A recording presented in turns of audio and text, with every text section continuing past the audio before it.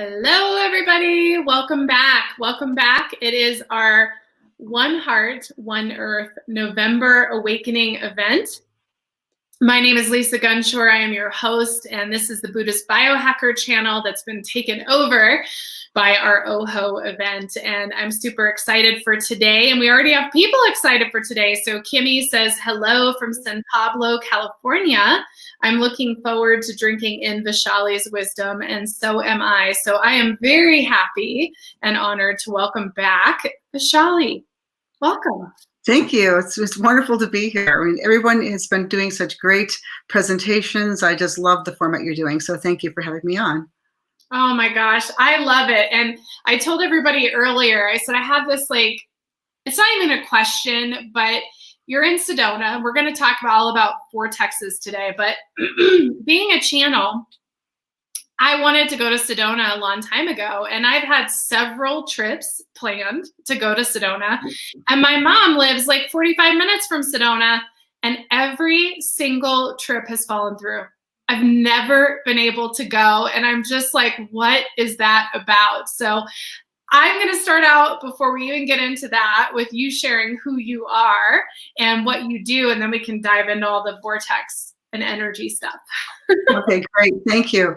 Well, who am I? I am actually a retired registered nurse. I worked in hospitals for about 34 years.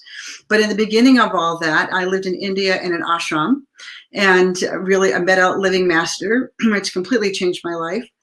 And the more right-brained I got, I think I couldn't do my nursing job anymore, quite honestly. And somewhere along the way, I came to Sedona probably in 2012. I came here for a workshop and just fell in love with the Red Rocks. I had something is called Red Rock fever. So I had a really bad case of Red Rock fever, and I had to move here. So I quit nursing and I came here and I started my own business. Well, first I worked for one of the Jeep companies, having a blast after 34 years of being a nurse and really working under stress. I had a fun job, riding people on the Jeeps, learning about the place, and also having this experience of doing the Jeep company's Vortex tours. And then I realized I could do my own company. I could do it the way I want to do it, private, deeper, longer. And so I opened my own business, and that is what I'm doing now. It's called Sedona Healing Journey, and I take people on the land for really an inner experience of the vortexes. So what is going here energetically, that really does bring us to our own awakening, so yeah. I love it. So why can't I get there? What's that been about? Because you're waiting for me you're waiting for us to meet. Because you'll be here in a couple of weeks, and maybe you'll be here in the beginning of December. We'll go play. I love it. I know, I've just been dying to go, and this may or may not be putting you on the spot, but there's all these conversations about vortexes and ley lines and sacred places and all these things, and there's also a real shift, it seems, of those places right now. And so, what's the news there? Like, what is a vortex? And are they changing? What vortex? I mean, first of all, Sedona for sure is not the only vortex on the planet. You know that. And there are places like Machu Picchu, Pyramid, Stonehenge, and these places are all vortex spots that we have created. And there's places like Sedona, Mount Shasta in California. But so many, if you were to Google what vortexes are, there's so many around the world. Sedona is a powerful vortex. So what is going on here? The ley lines are one aspect of the energy here. Ley lines, I could talk about ley lines forever, so I won't, but I will, because it would be the whole time. But when I first came to Sedona, because most of my spirituality was in India, it was very yogic, it was very traditional, grounded spirituality. And then I come to Sedona and I'm hearing about ley lines, which sound a little woo-woo to me. I'm like, what the heck is this? But I'm hearing it from these really macho guys I was working with in the Jeep companies. They're telling me about ley lines and the energy of Sedona. And, we're in Arizona, so these guys are legally packing, And then I'm talking to my girlfriends who are more psychic and sensitive, and they are going out to clear ley lines around the world. So I'm thinking, wait a minute, we've got these really macho guys, these really sensitive people. What's a ley line? Well, just like the body has meridians, if you were to acupuncture, the planet has meridians, and they're ley lines, and they're electromagnetic lines. They're not longitude and latitude. That's what we have. They're not like that. That's what we've made sense of our science. It's more like just lines of electromagnetic energy that go around the planet. And we resonate with that. The reason we resonate with that is, well, we are electromagnetic. Right. So the fact is our energy field is electromagnetic, our chakras are, I mean, as a nurse, what happens when people, if you have a cardiac arrest, they come at you with paddles, they're going to get your electrical line back on your electrical system back online. Right. So they're zapping your electricity. Boom. So you would get that back going. So we are electromagnetic ourselves. And we know that when we are happy and open, we feel it. Our energy field opens up, and we literally feel that expansion of our field, and we feel open and in the flow and happy and connected and great. And then we might get stressed. We might get a little bit more contracted in our experience of life, and our field, can also contracts. And in case you haven't noticed, the planet's a little stressful right now. So people, even those of us who are spiritually oriented and doing the work, we can still be triggered. We're all working towards untriggerable, like Jim was talking about yesterday, but we can be. So if being completely at rest is our starting point usually, and then fight or flight is when you like fight the tiger and you come back to rest. Most of us are hovering somewhere in the middle because everything now is the tiger. Politics, weather changes, just all the different things that are going on the planet, whether it's terrorism or your food source or whatever, COVID now, where you can wear a mask or not. We're pretty divided. We feel that. So we're hovering in stress. And that's why when someone says, even those of us who are doing spiritual work can be easily triggered and it's okay that we're triggered, but how long do we stay there, right? Yeah. So we actually get triggered because you're already starting out high in your energy field of being triggered. So when somebody has an opposite thought of you, you go from like 0 to boom in a second because you're already here. But if you were really at rest, then you would be starting off, maybe that would trigger what happened, but you go, I don't have to respond. I don't have to react, quite honestly. But we're so triggered. So what happens when people come into a vortex spot like Sedona is the energy has a lot of electromagnetic energy, not just from the ley lines, but from a volcanic field that's in Flagstaff. So not only is Flagstaff, but Sedona is surrounded by volcanic vents. Now that volcano just blew 1,000 years ago, so there's a lot of, for lack of better terminology, electromagnetic steam coming up. Mm-hmm. So that electromagnetic energy is more amped up here than, let's say, Phoenix. Yeah, so when we come into this field, let's say we're a little stressed out, you come in here and without even, realizing it, if you want to use New Age language, our vibration is matching Sedona's vibration. It's opening us up. If you want to use more scientific language, our energy field is entraining to the field around us. So people walk into Sedona and they're like, and I've had people say to me, I've been on vacation before, but something else is going on here. I'm like, yeah, I've been on vacation before and I'd be, stressed out still, but I'm not here. I still have the same issues, the same problems, but I'm not feeling stressed out. And so one of the reasons is they walk in here, their field opens up and just matches the field around them. Now, that being said, remember I said I had red rock fever. I still do, and my next vacation is going to be Moab or, Arches, more red rock, right? So I have red rock fever. And so, but coming in, and I've heard two things about the red rock. I'm under the belief that it calms us down. It's not fire engine red. I've heard it stimulates you. Well, I read something somewhere and I can't find it again, but that the color actually calms it down the sympathetic nervous system. So we come into a place like Sedona, we open up energetically, feeling just open, uplifted, freer. That's a whole lot different than how we usually feel. And then the color calms down the sympathetic nervous system. So for a lot of people, we're coming from here, this place of stress, we drop a few notches or all the way down. And then what people will say is, wow, I feel at home here. I could live here. And actually, yes, that's what happened to me. I decided to move here. But what really is happening is we don't feel at home because of Sedona. Sedona dropped us back home, which is here. right? So we come in this energy field that takes us from stress all the way down or way down, where a lot of people haven't ever really experienced. And they go, what's this? Must be the environment. No, it's us. It's like, welcome home. So, and then if that's not enough, we have quartz crystal in the red rocks. Sounds really good. I heard that all over the place when I first got here. We have quartz crystal in the red rocks. Well, since I don't like to really tell non-truths, I went to the Forest Service and asked them, like, do we really have, nurses are very honest people. I said, do we really have, quartz in the red rocks? And they said, yes. Over millions of years of compression, which is from the red rocks of compressed stone. It's not like quartz you can put on your counter. It's embedded.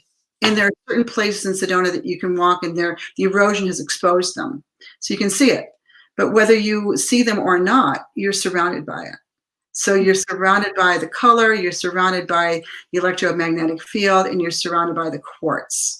And then you have the up and down flow, which is a whole nother story. Want me to continue? I mean, this is awesome, fascinating. So I'm like, okay, good. And so so there's two. And first of all, Sedona was made famous and popular for 4 spots. Those 4 spots are powerful, but so is all of Sedona. The Native Americans who worked here at the time as tour guides, at the time that this whole vortex idea was being really discovered, it was always here, would say, look, it's not those 4 spots. It's all of Sedona. That's why there's not one Native American ruin anywhere in Sedona. They lived in the periphery. They lived in some cases miles away. So they came here, though, for rites of passage, for the braves, for a ceremony. They honored the energy. They knew it was here.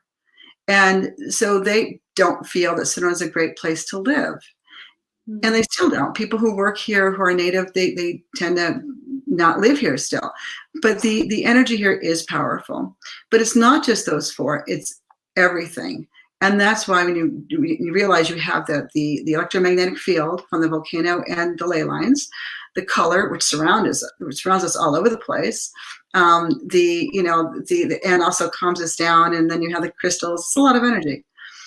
The only 2 things, the flows that we have here, the 2 main ones are upflows and downflows, or male, female, up, down, in, out, positive, negative, right? So all these different terminologies. But as you start to really read people's descriptions, they're saying the same thing. Everyone's saying the same thing. An upflow activates the upper chakras. It's more connecting to God, to spirit, however you want to look at that. And the downflow is connecting to the 1st, 2nd, 3rd, and 4th chakras. And in the upflow is on the heart and above. Downflow is heart and below. And I don't care what kind of spiritual work you're doing. The fact is, aren't we always clearing out whether it's a shadow or the inner child work or whatever, our triggers, however you want to look at it, from our 1st, 2nd, 3rd, and 4th, why? Letting that go so we can connect. So it's just utilizing the energies here in a vortex like Sedona to do the work we're doing anyway, but it's really amped up here. So it's easier for people to have those connections and have those experiences here. And are they changing? Do you think energy is moving across? Like, do you think ley lines and vortexes are changing? Do you think they're staying? Like, what do you think about that theory? I don't know any. I've never heard that. I'm not feeling the difference. So it may be people that are really sensitive or noticing something. What I can just say from just looking at Sedona in general is they're definitely doing more resorts, more traffic, more. Now, does it really change the energy? Not really, not when you get out in the wilderness, but it's not like there's very few places you can find yourself to be alone here anymore because of that, so that might be changing it. I mean, I wouldn't go to Bell Rock to do a vortex tour. Well, first of all, it's too far, but there's other places that I prefer that are quiet, solid, it's a place where I can really have people connect in. So I don't know about that. Not a good person to ask. Yeah, no, hey, I was curious, Yeah, I mean, when I'm out there doing my work and being with people, I would have to say no, because people are still having quite the connective experiences. That's awesome. And that goes into, part of the topic today is, vortexes being conducive to awakening. And so how, you've talked a little bit about it, but can we go deeper into what does awakening look like through these energy centers where you are and other places on the planet? Well, if people are coming here and they're already awake, then they're just having a deeper experience as they just connect. If people are here curious, or they want to learn meditation, or they heard about these vortex things, and they just want to, what is that all about? So they're curious.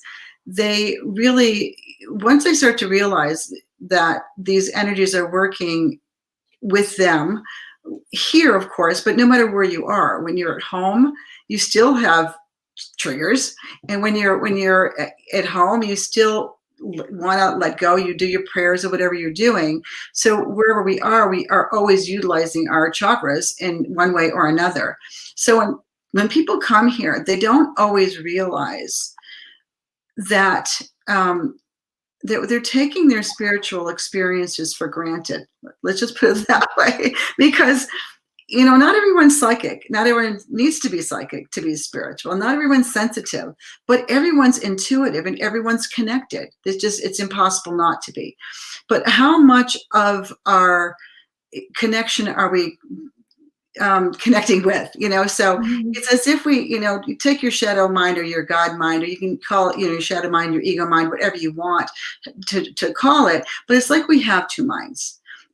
We have a mind that really wants to bring us down. It's that 24/7 commentary in the back of our head that's not always saying things that are nice, usually never. And then we have our God mind. So we take our God mind for granted.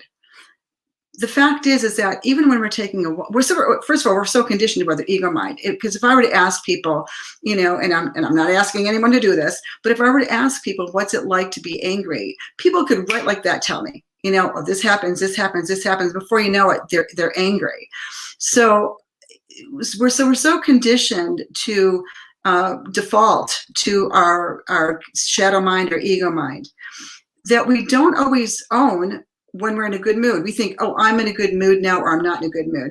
Actually, you just left the shadow mind, you left the ego mind. Now, when you're in a good mood, if you want to call it that, you actually are now in God's mind. You are, the ego does not know of a good mood. It knows misery, it knows suffering, it knows upset. The shadow is not a pleasant place to live your life. That's why we do shadow work, to let it go. Why? So we can spend more time with God. So when people come here and they're learning this for the first time, let's say they're coming here because they want to have an awakening, or they're just curious. The fact is, what I have them do is describe the rocks. Right? And they'll say the rocks are beautiful, they're gorgeous, they're majestic, they're magnificent, they're powerful, and then I remind them the rocks are neutral. They're sitting there minding their own business. They're not any of that stuff, but they are, right? So for a lot of people, that idea of, wait a minute, that great stuff is me, brings them to tears. And I have to tell you, I've had more people just cry because they never really connected to the idea that they are that. They aren't the ego. They are that. We're overly identified with our ego mind. So we think that's us. I'm angry. I'm upset. I'm jealous. I'm fearful. I'm panicking. I blah, blah, blah, blah, blah, right? But we're none of that. We're that still place inside where these kinds of words that they describe the rocks come from. It comes from their God self. If you want to use Christian terminology, the kingdom of heaven is within, right? Well, what did they describe? They didn't describe their egos. They described their God self. They described the kingdom of heaven. And so then that to them is a huge epiphany. And we do a meditation to bring that in. What is that? You said it like that because the ego wants us to don't go there, too much distraction over here, unless it's a big drama queen, and yet it wants to keep us distracted. And the division, the craziness, the world as it is right now is one massive distraction, massive. and it only gets more crazy. So when they can start to realize that that really is so not them, and it's just 1 second at a time, letting that go, and 1 second at a time, rejoining your God mind. You have to be enlightened this afternoon. You can be enlightened tomorrow, but you don't have. It doesn't have to be 1 second at a time. We can be so hard on ourselves that, oh, I've been doing this work forever. Bring it down 1 second at a time. And so choosing God 1 second at a time means when you're walking around the neighborhood and you see a beautiful flower, what do we normally do? Beautiful flower. Oh, that's pretty too. And we keep chatting. What if you just saw a flower and went, oh, beautiful. Whoa, that's me.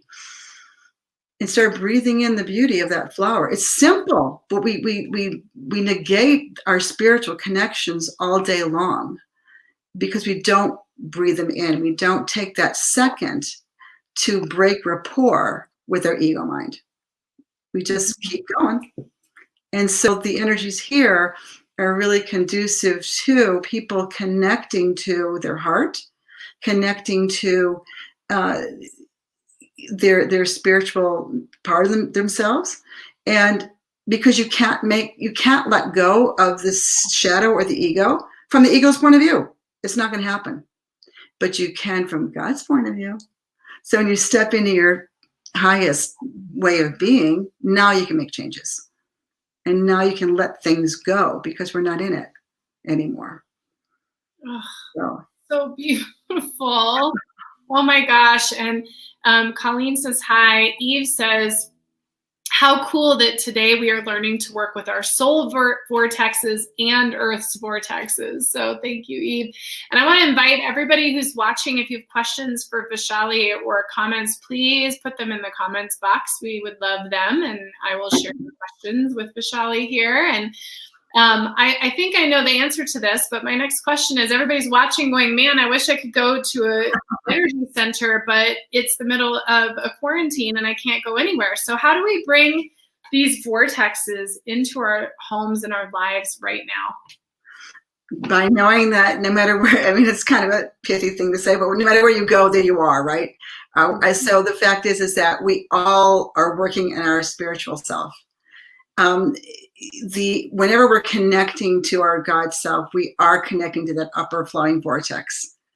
That the energies here just bring it in more easily for you, and whenever the shadow comes up and whenever you're triggered, it's about doing that work.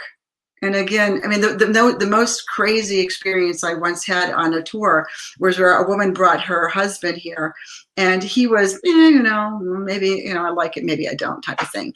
Well, in the upflow vortex, this guy was like blissed out. We were all like, we want what he's having, He was like, I want that, and he was like, he was in it. And because he's connecting to that upper chakra flow. When he came down to the lower flowing vortex that we went to second, he was very uncomfortable. And as he sat down, he said, I don't like it here. And we're like, why? He goes, you two didn't do anything to me. He goes, but I am pissed off. It was an activation of these triggers. So, and that's what the lower flowing vortex does. It activates the first, second, third, and fourth. And for him, it was right there to come up to be released. And so when that happened, he goes, and I don't, I don't like it here. I'm just so angry. I'm pissed off. And his wife chimed in and said, yeah. And if you were at work, you would be blaming your employees. See, because what happens is we have an experience that we don't like. It's not me, got to be something else going on here. I know, it's your fault. And so we take this energy, we throw it out onto the outside world, and now we make the outside world more real than the inside world. And that's what people do all the time. We're projecting our garbage, right?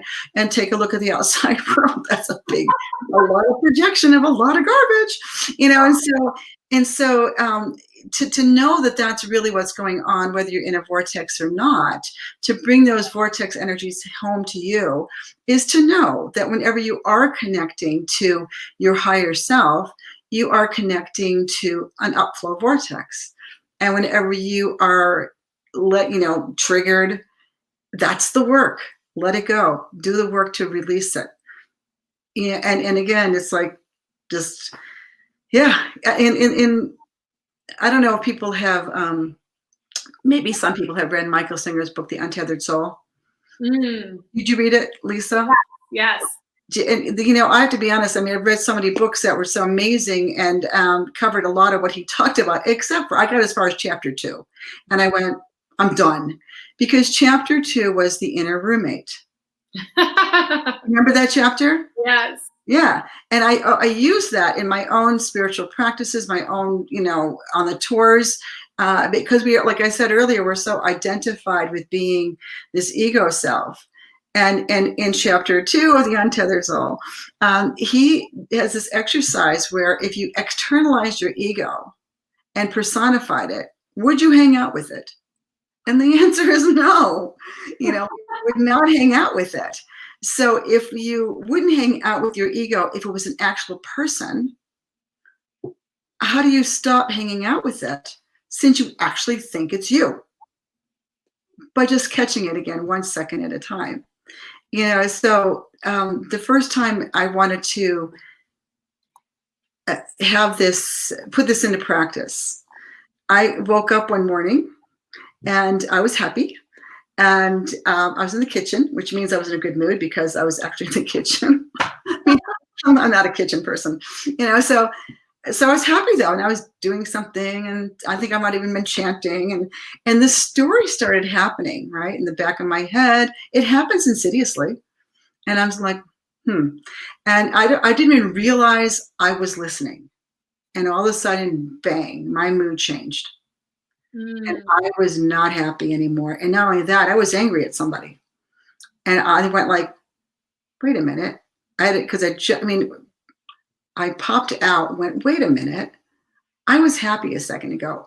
And you know, what I do in the tours is I have people name their egos. It's kind of fun. It's a fun thing. It's fun. It's not, it's like to take it a little, we're always so serious. Let's make it a little lighthearted, right? So I named my ego Chatty Cathy. And so in that moment, I thought, well, you know what? I was in a good mood. Now I'm not. I went, what the heck? And, that's not me. That's Chatty Cathy. And I literally put my hand up to her and said, thanks for sharing. I'm choosing God.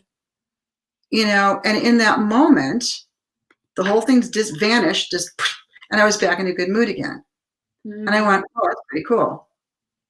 You know, so, and of course, what happens when it just gives me a second to choose otherwise.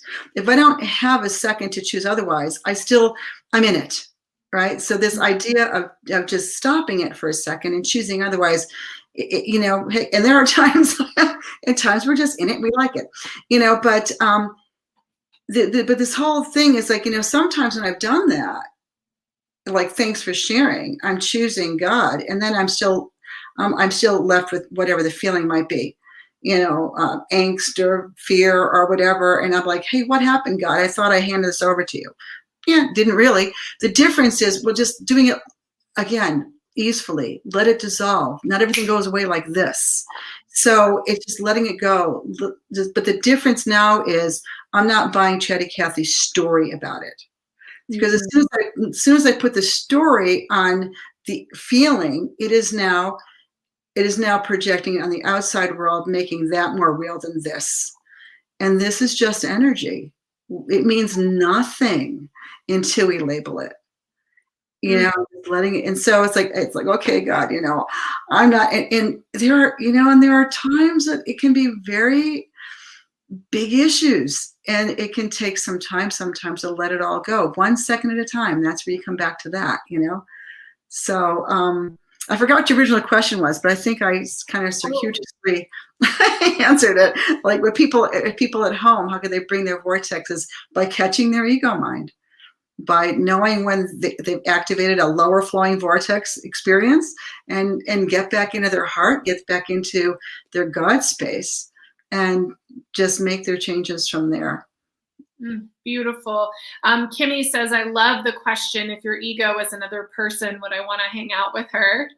And Leslie said, my friends and I went on a Vortex tour with Vishali in Sedona. It was a truly wonderful day. And Vishali met us vibrationally where we were at in so many ways. I would love to return. So there's some Thank great you. Thank you. and Cynthia who's just so beautiful, was on earlier today, channeling the Morkian Collective. Her question is, I'm learning how to think with my soul. What are your thoughts on that? Oh, but you're thinking with your soul, you're connecting to your intuition, right? So it's just getting quiet enough to follow that intuition and knowing that it's uplifting, it's connecting, it's unifying, it's all those things of God. If it's divisive, if it's negative, if it's blaming, there's all kinds of energies that have low vibration. So when we are really connecting like that, it's through our intuition, it's through our heart, it's through our God self. And it's interesting because I once had a little image come through that, intuition comes through very subtly. And a lot of times we follow it. And a lot of times we don't. And why don't we sometimes? Well, because we have a corresponding trigger or issue that is in the way of that. And so we won't follow it. And I have this image of being like we're all pinball machines, like God's intuition, God's voice comes through and we hear it. And on the times that we don't listen, it's because it's trying to find a place to land. It's bing, bing, bing, bing, bing. It's hitting all our issues and we can't find that place and thump. And it's, it's like, well, that didn't happen. And the other thing is our ego mind can be very dramatic and wants to outshout the subtleties, with all the reasons that you should do what it wants. And a lot of it sounds like fun, so why shouldn't we have fun? So we kind of follow that and not our intuition. So I think, I don't know if that answered a question, but it's just really being in our heart and following our higher self. So true. Which I know she already does. Yes, for sure. And Kimmy says, I'm choosing God. I love that. That reminds me that I have a choice, which is so true. And what do you think about, so with all this talk of awakening and shifting of consciousness and ascension cycles and all sorts of fun terminology we can give it, but I tend to think, there's conscious communities, whether it's virtual like this one or it's physical like Sedona where you live, that are living differently than perhaps the average person. If you even want to say that, because I don't even know if that's true anymore. But my question is, what are your thoughts on consciousness, where we're headed, this global event and awakening? I don't know. What's your thoughts on all this going on in our world? Right. No kidding. Well, first of all, the world, as we all have experienced, known, heard, whatever I'm going to say, is Maya. Right? This is Maya. Maya is an illusion. So as the fact that we are living a dream, we're dreaming a dream of separation while we're safely at home with God. But we're dreaming these dreams that we're actually separate. So when you really take a look at this being Maya, are we waking up collectively? Well, there's only one of us here. So as one of us wakes up, we all wake up. So I'd have to say that, yes, it's like we're all asleep together in this dream, but we wake up like popcorn, and you can't refute, there's a lot of craziness going on right now, which is really a lot of the shadow is coming up. I mean, so much so. And a lot of people will wake up because of this, and a lot of people will not. And that's okay, because they will when they do.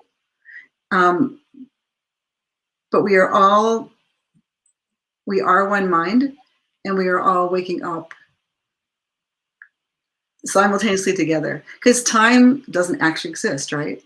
Yeah. I mean, if we get into quantum physics, and time is already over. So if time is already over and it never was, who are we and what is happening? So it gets really out there. So if we're all in this seemingly process or trapped in a place of time and space until we're not. Yep.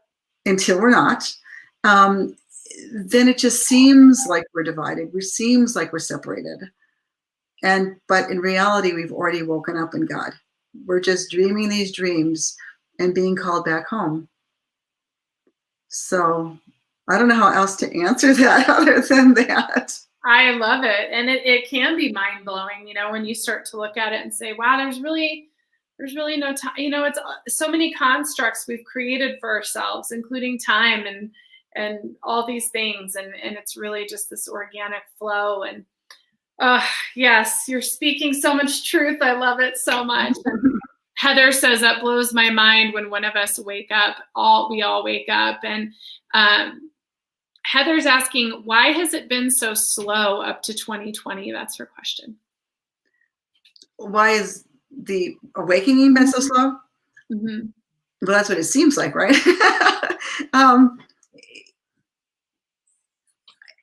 And I'm not quite sure how to answer that, why it's been so slow up until now.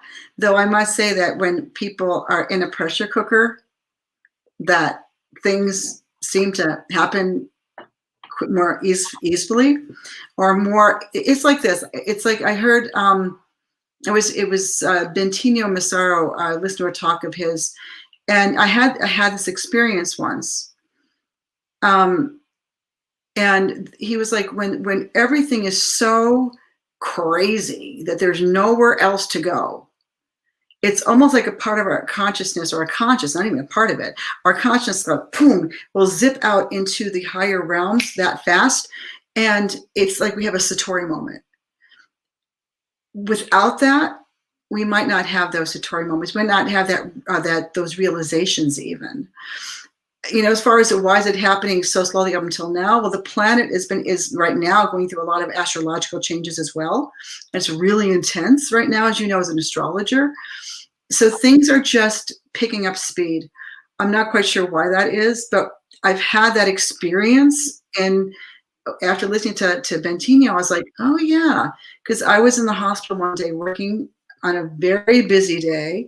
If I could have walked off that floor without being fired, arrested, or putting a lot of people in jeopardy, I would have. That's how intense it was that day. I had 2 patients that were crumping, family that were crying. I had ordered, it was chaotic. It was crazy. And in 1 second, my consciousness just went, and all of a sudden everything dropped, and I'm looking at oneness. And I'm looking at everything. Now, would that experience have happened had I not been put under a pressure cooker like that? I'd like to say yes, but in that moment, that's what happened. And everything was one, not for a long time, but it was several seconds. And I'm just kind of looking around going like, holy moly there, this is amazing. And then of course the screen dropped and I was back to this reality, and that I had people to deal with. But it's something about just there's nowhere to go in a situation like we're in now, but in, quite honestly. So no matter how we like it or don't like it, it's crazy. And time to go in. Yeah, it's a forced stop. It's like, you have to stop now. There's no more. And regardless of where this all came from, really, regardless of all of that, I personally believe that this really manifested from all of us and our Lady Gaia, our Mother Earth. I think we co-created with her this moment of like, we all need to stop. I mean, think about how you think, I need to stop, I need to stop, I need to stop. And then you freaking break your leg and you have to lay back. To stop. Yes, and I feel like that's what this year is. It's like we all are like, oh, I need to slow down. Oh, I need to stop. Oh, I need to do self-care. Oh, I need to do this. Oh, but I can't stop, And all of a sudden it's like, no, you have to stop. And the minute you stop, you see everything for what it is, which is absolutely what's happening right now. Yeah. And I, only because I guess I'm reading this book right now, but I came across this book. Actually, I saw something on YouTube about this woman, Ava Edgar. She's a psychiatrist. She's talking about her. It's called The Choice, quite honestly, because that's the choice is shadow or God, right? Yeah. And this, and this woman is telling us her experience of being in Auschwitz and surviving it, and her choice. And it's so powerful. I mean, every spiritual teaching is in this book, and she got it just by being under a pressure cooker. I mean, the things in it, she's choosing her higher self, and she has nowhere to go but up in her choice. Other choices aren't necessarily like that. We know a lot of people that know. See, I guess we don't have a choice until we have one. Yeah. We really don't. If we have a choice, then you choose. You darn right choose, right? But hey, when I was asleep, you could talk to me until I was blue in the face, until you were blue in the face. I couldn't move off my point because I wasn't able to. And when I see people that are extremely asleep, I have to remind myself, you were like that once in this lifetime, So if you can have compassion, again, we're one mind. So if I can have compassion or understanding for where I was at before I woke up and the work that it took to get me to even today, then have compassion for people that can't make a choice yet. They will. Mm-hmm. Just not on my time schedule, but they will.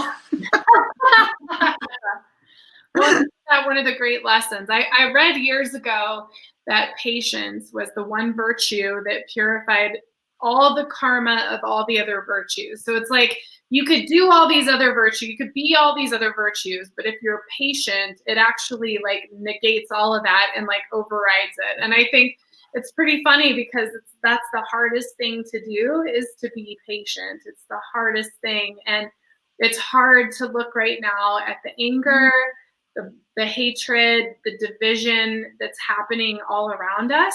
But we also have a choice, right, Vishali? We have a choice to stop scrolling. You have a choice to be here with us watching this instead of watching Fox News or CNN or whichever, choice you have, right? Like, you can make that choice to be in this space. And I think it's important to remember that, and that every day, more and more people are making a different choice. Yeah, absolutely. It does come down to choice. And again, when you can choose, so choose to be compassionate. Believe me, I have my times where I'm not untriggerable. I mean, I can, rant and rave and scream and not like what's going on in the world, but how long am I staying there? Am I staying there for days? Do I actually believe my ranting, or am I going, you know what? Okay, you visited the ego for, several minutes or whatever, several days, several hours, but how quickly am I out of it?